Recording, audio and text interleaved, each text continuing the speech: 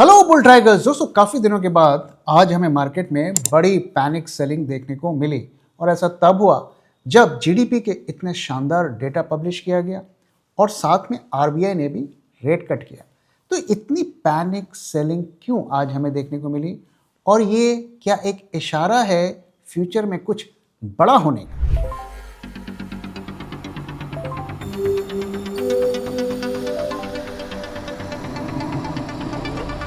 जब मार्केट की हो बात, बेटर आस्क बुल ट्रैक। तो आज हमें जो मार्केट में देखने को मिला वो हमें अक्सर देखने को नहीं मिलता। अगर आप निफ्टी के लेवल्स को देखेंगे तो उसमें बहुत ज़्यादा फॉल नहीं हुआ है, करीब 225 पॉइंट्स का ही फॉल हुआ है। लेकिन जब अंदर का डेटा आप देखेंगे तो आपको समझ में आएगा कि क्यों इसे हम पैनिक सेलिंग कह रहे हैं। और ऐसी सेलिंग मुझे याद नहीं पड़ता कि ट्रम्प टैरिफ के अनाउंसमेंट के बाद हमें देखने को मिली है।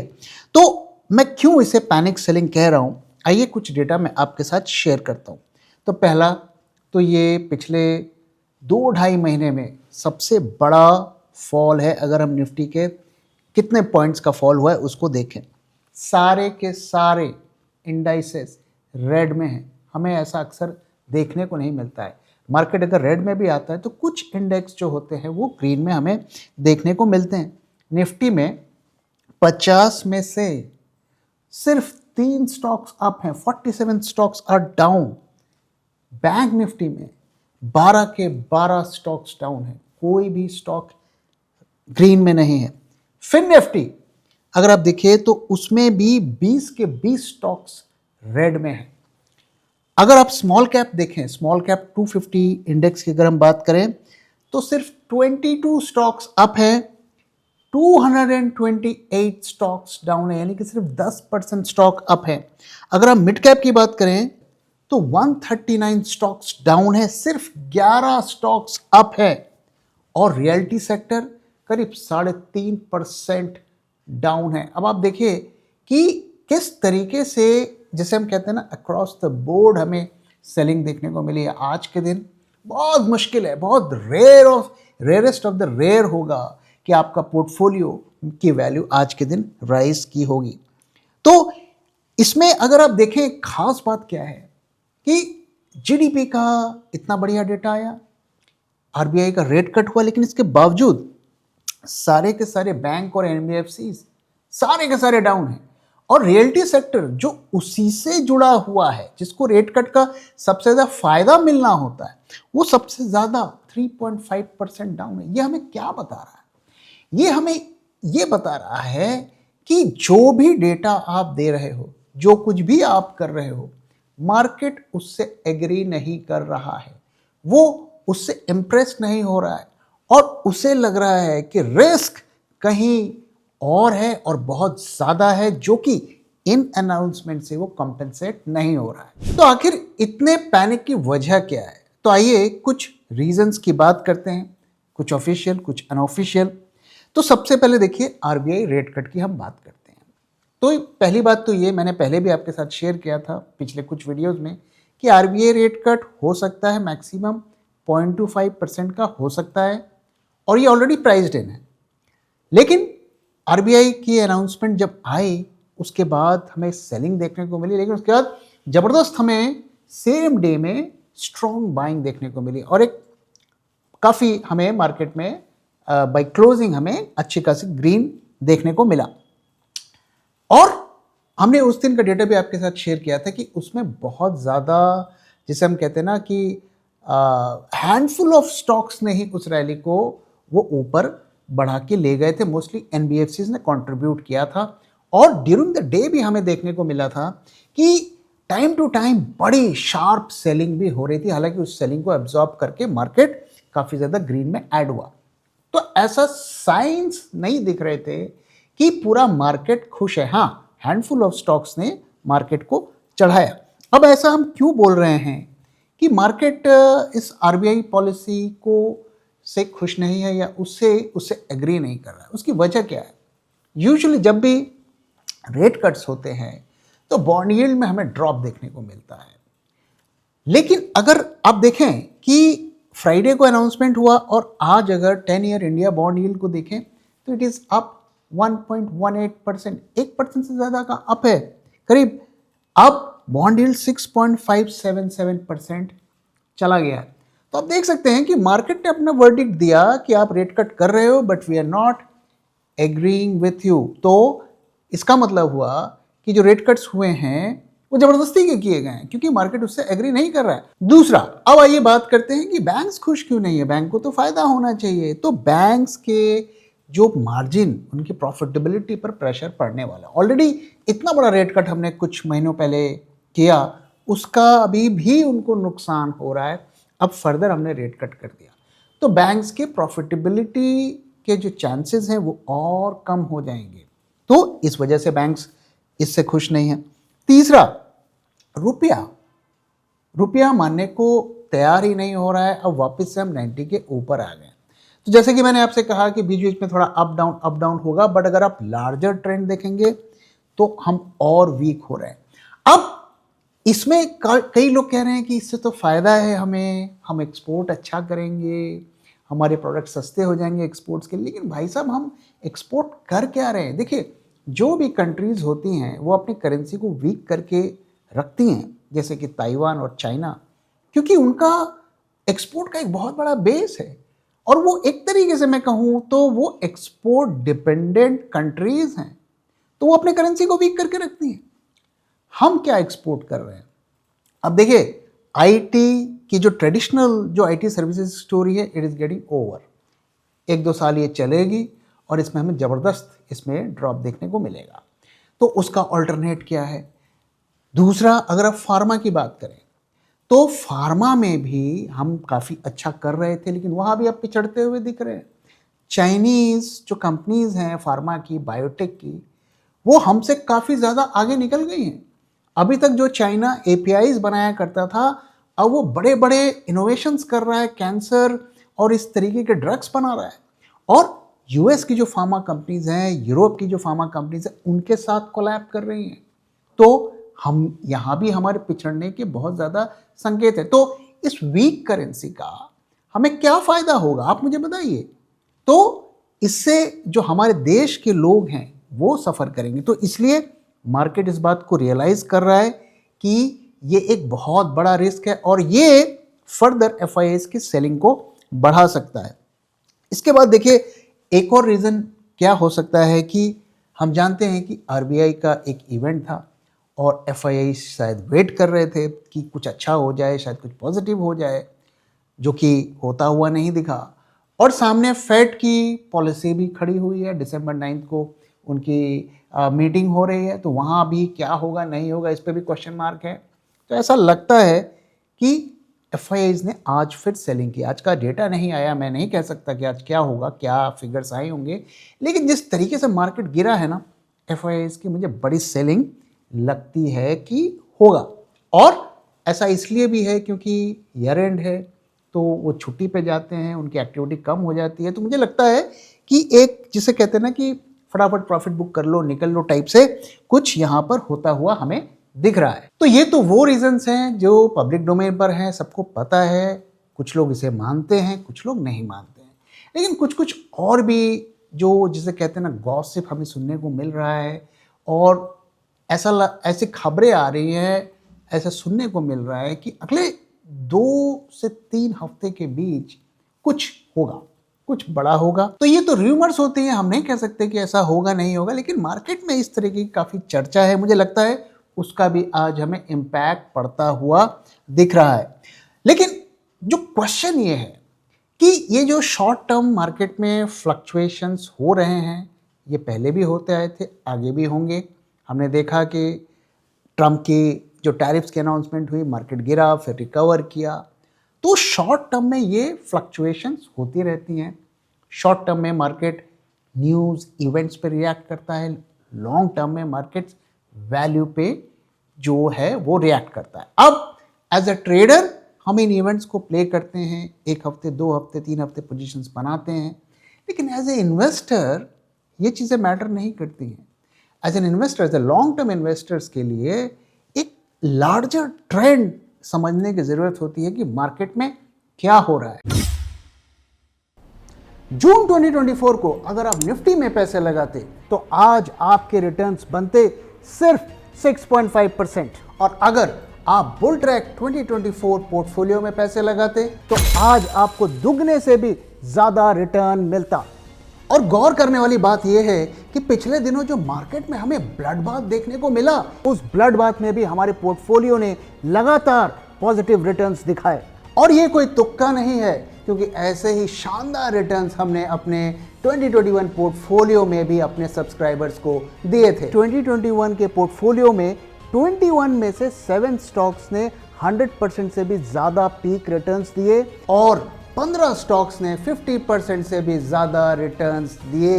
और कई स्टॉक्स जैसे कि भेल and Cochin shipyards multibagger साबित हुए। तो आखिर हम ऐसा कैसे कर पाए? Being a SEBI registered RA, I can tell you, सिर्फ फंडामेंटली स्ट्रॉन्ग स्टॉक को सिलेक्ट करने से ही आपका पोर्टफोलियो ग्रीन में रहेगा, ऐसा जरूरी नहीं। उसके साथ टेक्निकल, क्वांटिटेटिव और डेटा एनालिसिस भी जरूरी होती है। सबसे जरूरी है कि आप स्टॉक को किस प्राइस पर खरीद रहे हैं, और इसीलिए हर स्टॉक को जो हम बुल ट्रैक पोर्टफोलियो में ऐड करते हैं उसे गुजरना पड़ता है bull track in house research के 10 स्ट्रिंजेंट क्राइटेरिया से, ताकि आपको मिले एक शानदार स्टॉक एक शानदार प्राइस में। तो देर किस बात की, आज ही सब्सक्राइब करिए बुल ट्रैक पोर्टफोलियो को हमारी वेबसाइट bulltrack.in को विजिट करके, या स्क्रीन पे दिए हुए नंबर से हमसे कांटेक्ट करिए। Investment in securities market are subject to market risks. Read all the related documents carefully before investing. तो हमें लार्जर ट्रेंड के बारे में बात करना चाहिए और ये पूछना चाहिए, अगले 5 साल में हमारे देश का कौन सा सेक्टर ऐसा होगा जो वर्ल्ड का लीडर बनेगा? क्या आप मुझे बता सकते हैं? ऐसा कौन सा सेक्टर होगा जो अगले 5 साल तक 20, 25, 30% पे ग्रो करेगा? आप मुझे बता सकते हैं?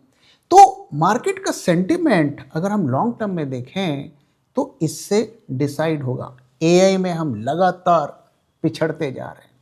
फार्मा में मैंने कहा कि अभी तक हमारी जो एक स्टेटस बना हुआ है, लेकिन मुझे नहीं लगता कि ये भी बहुत ज़्यादा साल तक टिक पाएगा। और इसके बाद आप देखिए तो जीडीपी का जो परफॉर्मेंस आया है 8% आया है, और अगर हम इस डेटा को मान भी लेते हैं तो हमारी जो कंपनीज के रेवेन्यू हैं कम से कम उससे 4 या 5% ज़्यादा ग्रो करने चाहिए। नॉर्मली ऐसा ही होता है कि जितनी आपकी जीडीपी ग्रोथ होती है, आपकी कंपनीज के रेवेन्यू उससे 4-5% ज़्यादा ग्रो करती है। लेकिन ऐसा लग रहा है कि जीडीपी और हमारी कंपनीज के ग्रोथ एक जैसे हो गए। ऐसा तब होता है जब आपकी ग्रोथ सैचुरेट हो जाती है, जैसा कि डेवलप्ड वर्ल्ड में हमें देखने को मिलता है।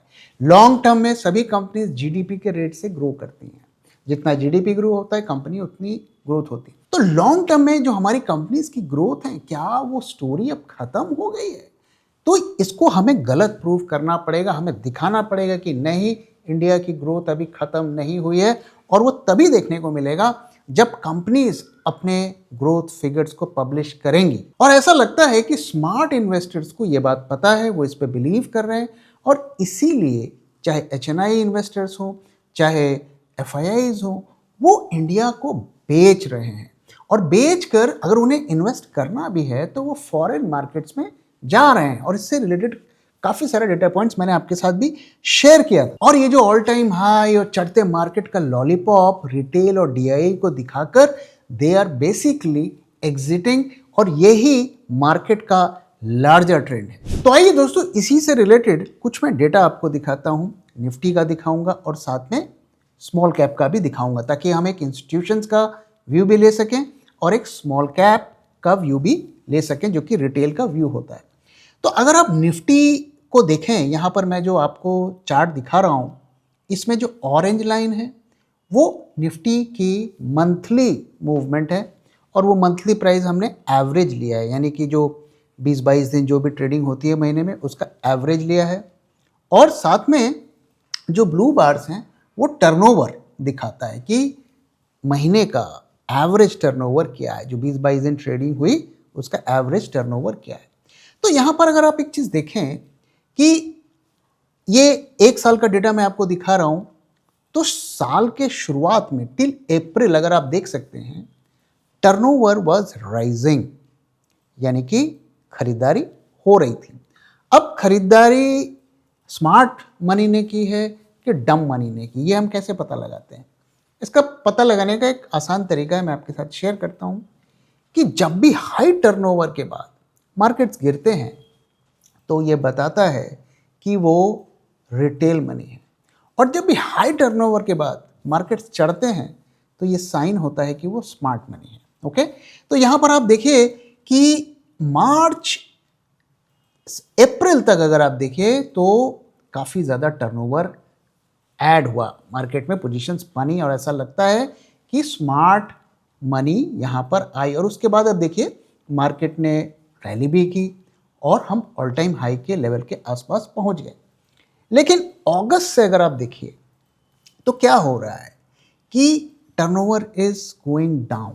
ओके, और यही वो फेज था जिसमें इतने सारे आईपीओ आए, इतने सारे प्रमोटर्स की सेलिंग हुई, एक तरीके से स्मार्ट मनी ने मार्केट को छोड़ा।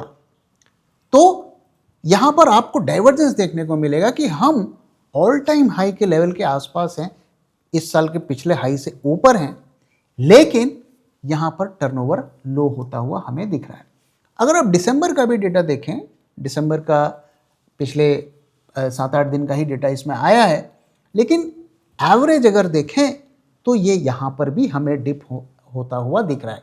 यानी कि ये जो ऑल टाइम हाई का ड्रामा चल रहा है, it is not backed up by strong volume, और जब स्ट्रॉन्ग वॉल्यूम, स्ट्रॉन्ग टर्नओवर नहीं होता है तो ये इंडिकेट करता है कि it is driven by retail rather than institutions, और इसके ये सस्टेन होगा कि नहीं होगा इस पर बहुत बड़ा क्वेश्चन मार्क होता है। अब आइए स्मॉल कैप का भी चार्ट देख लेते हैं। तो स्मॉल कैप में भी देखिए वही पैटर्न हमें देखने को मिला।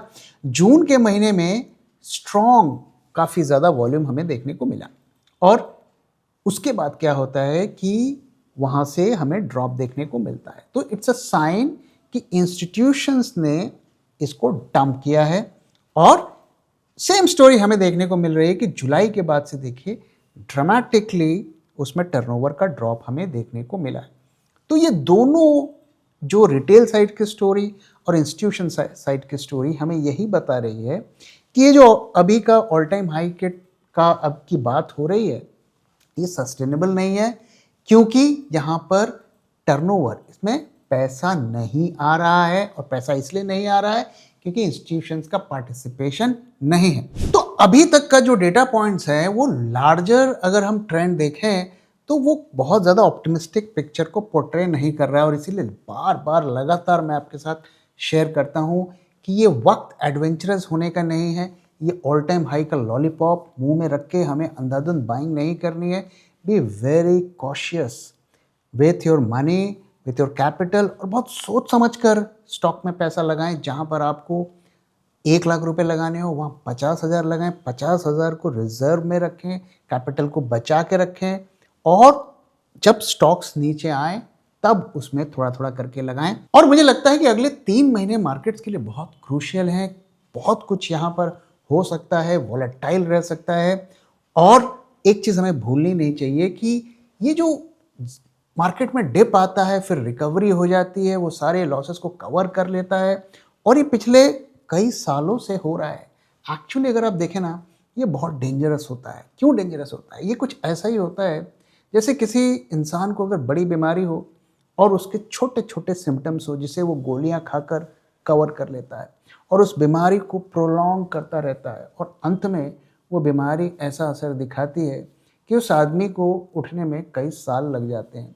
तो मार्केट्स में भी ऐसा ही हो रहा है कि वो सारे नेगेटिव्स को इग्नोर कर रहा है, सारे प्रॉब्लम्स को इग्नोर कर रहा है, और जब फटेगा तो एक साथ फटेगा, और ऐसा फटेगा जिसकी हम कल्पना भी नहीं कर सकते। इसलिए ये वक्त बहुत सावधान रहने का है। अब आइए दोस्तों मार्केट की तरफ चलते हैं और आज का डेटा देखते हैं कि डेटा से हमें क्या क्लूज मिल रहे हैं।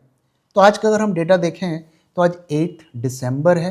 एक बार फिर हम 26,000 के नीचे आ गए हैं, और 225 पॉइंट्स का हमने लॉस किया है। पिछले 2 दिनों में करीब 200 पॉइंट हमने गेन किए थे, और मोटा मोटा वो पूरा हमने लूज़ कर लिया।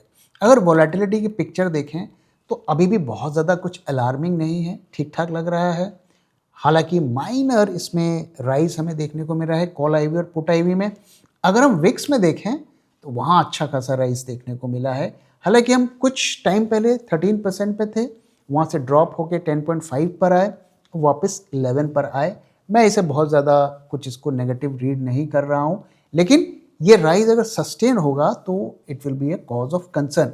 अगर हम पुट कॉल रेशियो की बात करें तो मैं लगातार आपके साथ शेयर कर रहा हूँ कि इतना ज़्यादा वेरिएशन हो रहा है, फ्लक्चुएशन हो रहा है कि कोई भी एक मेजर कॉल लेने में प्रॉब्लम आ रही है। तो यहाँ पर अगर आप देखिए कि हम 0.85 से बढ़ के 1.19 तक आ गए और फिर ड्रॉप होके आज आप देखिए किस तरीके से आधा, लगभग आधा हो गया पुट कॉल रेशियो। तो ये थोड़ा सा चिंता की बात हो रही है कि अचानक से इतना ड्रॉप क्यों। अगर ये 0.20 0.30 कम होता तो हम उसे एक नॉर्मल फॉल मारते, लेकिन ये एक बहुत बड़ा फॉल है। It's a cause of concern. और सिर्फ ऑप्शंस मार्केट ही नहीं, अगर आप फ्यूचर्स मार्केट में जाएंगे, पिछले 2 दिनों से मार्केट्स अप थे लेकिन कोई ओआई ऐड नहीं हुआ, ओआई लॉस हुआ। करीब आप देखिए कल के दिन 2500 कॉन्ट्रैक्ट्स लूज हुए, अनवाइंड हुए, और पिछले दिन भी करीब 750 अनवाइंड हुए। आज 18,450 18,472 कॉन्ट्रैक्ट्स ऐड हुए हैं गिरते मार्केट में। It's a sign of short positions. और प्रीमियम्स में देखिए, यहां पर पुट कॉल रेशियो आधा हो गया, प्रीमियम भी लगभग ह्यूज फॉल हमें देखने को मिला। आधा तो मैं नहीं कहूंगा, लेकिन 148 से 90 हो गया, यानी कि करीब करीब आप देखिए तो 60 पॉइंट्स का लॉस हुआ, विच इज नॉट नॉर्मल। और नेक्स्ट मंथ में भी आप जाएंगे तो वही देखने को मिलेगा, 313 से 258 हो गया। तो ये फ्यूचर और ऑप्शंस मार्केट में जो हो रहा है, ये थोड़ी चिंता की बात है। ये नॉर्मल नहीं लग रहा। मुझे याद नहीं पड़ता कि लास्ट टाइम इतना ड्रॉप मैंने कब देखा था। एनएससी का टर्नओवर भी अगर मैं देखूं, एवरेज के हिसाब से चल रहा है 96,000 crore. Is not a bad number, काफ़ी ज़्यादा टर्नओवर रहा है। और मुझे लगता है कि ये इसलिए आया है क्योंकि अक्रॉस द बोर्ड सेलिंग हुई है, कोई सेक्टर को नहीं छोड़ा गया है। एडवांस डिक्लाइन रेशियो पैथेटिक, ये तो मुझे लगता है कि मल्टी मंथ का लो है 580। मुझे याद भी नहीं पड़ता कि लास्ट टाइम मैंने कब देखा था कि 580 stocks are up and 2580 points are down. और साथ में एफआईआईज की इंडेक्स शॉर्ट्स की पोजीशंस भी वो उसी लेवल पर मेंटेन कर रहे हैं। कल के दिन माइनर ड्रॉप देखने को मिला था, कोई सिग्निफिकेंट कट वहाँ नहीं देखने को मिल रहा है। तो डेटा क्लियर कट नेगेटिव है, और नेगेटिव कोई सरप्राइज नहीं होना चाहिए क्योंकि ऑलरेडी हम देख रहे हैं कि मार्केट में किस तरीके से फॉल हमें देखने को मिला है। अब अगर चार्ट्स में देखें तो चार्ट्स में देखिए कोई मेजर बदलाव नहीं है। एक छोटे टाइट रेंज में, जैसा मैंने आपके साथ शेयर किया था कि 250-300 पॉइंट के बीच में मार्केट फ्लक्चुएट कर रहा है, और मोस्ट लाइकली आगे भी फ्लक्चुएट करेगा जब तक कि हम 25,840 को ब्रेक नहीं कर देते हैं। तो डेली चार्ट में आपको कुछ खास विशेष देखने को नहीं मिलेगा, बट अगर आप आवरली चार्ट में जाएं या 2 घंटे के चार्ट में जाएं या 3 घंटे के चार्ट पे जाएं, वहाँ पर मार्केट एक head and shoulder type pattern बनाता हुआ दिख रहा है। लेकिन इसमें जब तक ब्रेकडाउन नहीं होता है, मार्केट बेरिश जोन पे नहीं आता। अभी तक अगर आप देखिए जो हमारा लेवल था 25,840, मार्केट पिछले काफ़ी दिनों से उसी को सपोर्ट बनाकर चल रहा था, और इसीलिए लगातार हम आपके साथ कह रहे हैं कि इससे नीचे ही हमें शॉर्ट जाना है। और लॉन्ग तो अभी जाने का सीन ही नहीं है। जो लोगों ने बड़े बड़े कैंडल जो बने उस पर लॉन्ग किया, उनके ज़रूर लॉसेस हुए होंगे। सो 25,840 इज़ द लेवल। जब तक ही कन्विंसिंगली ब्रेक नहीं होता है, मुझे नहीं लगता कि हमें शॉर्ट्स बनाने चाहिए। तो इसी के साथ दोस्तों इस वीडियो को मैं यहाँ पे ख़त्म कर रहा हूँ। वीडियो कैसा लगा जरूर बताइएगा, अपना फीडबैक भी शेयर करना मत भूलिएगा। Thank you very much for watching and thank you for your time.